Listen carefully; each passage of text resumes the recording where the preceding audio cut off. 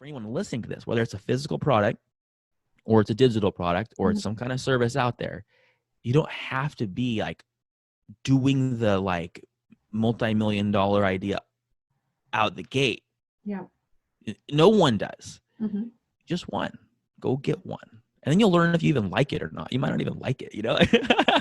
No, I really love, I love the point, because it's a great way, and you generally, from what I've learned about you, you have a great way of doing this. You chunk things down and you find the small win and you create the project, because then it becomes doable, right? So oftentimes, folks that might be listening on the call are thinking that, man, if I'm creating work I love, if I'm creating my perfect work, I gotta be all in. I've gotta completely just create all the upheaval in my life, and my spouse is gonna be upset and blah, blah, blah.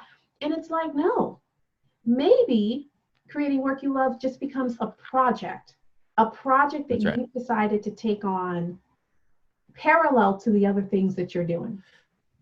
Internet marketers talk about it a lot.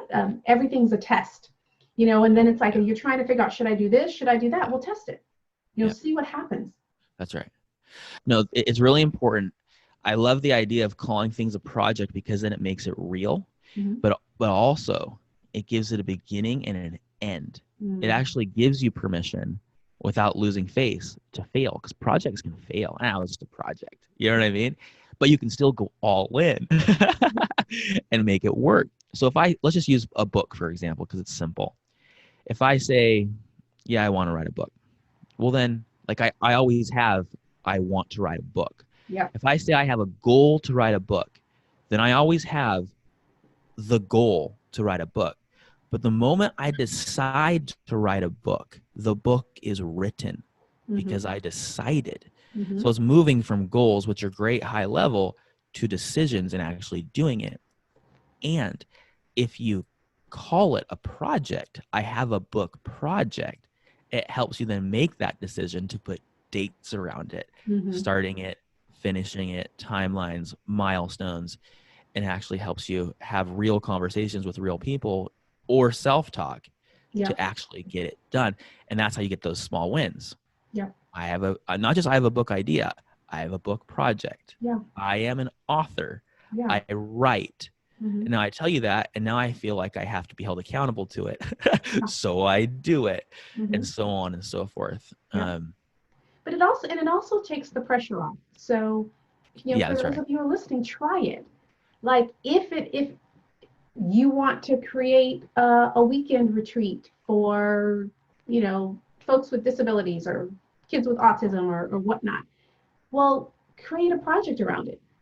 Create a project around it. And then your ego gets a lot more detached from, did it go well? Did it not go well? You're able to lean into the feedback, because the feedback we all need, right? To tweak, to do more of, to do less of, whatnot. But it becomes less about your identity and more about, got this project. And just that reframe, I think, instantly takes a weight off your shoulder to be able to do step 1, 2, and 3. And people that are at the top of their game have this same experience. People think that as like, I've talked to so many people and coached so many people that are just at the top of their game. They're scared of starting something new because they're scared of falling down, like from this pedestal. Yeah. And then people that are just starting, it's not about being better or worse. That's not it. It's just about where you are and where you're starting, right? Yeah. People that are just starting, they're afraid they don't have all the resources of the people at the top and they can't do it. And then you go, but that person up at the top also didn't have the resources at the time.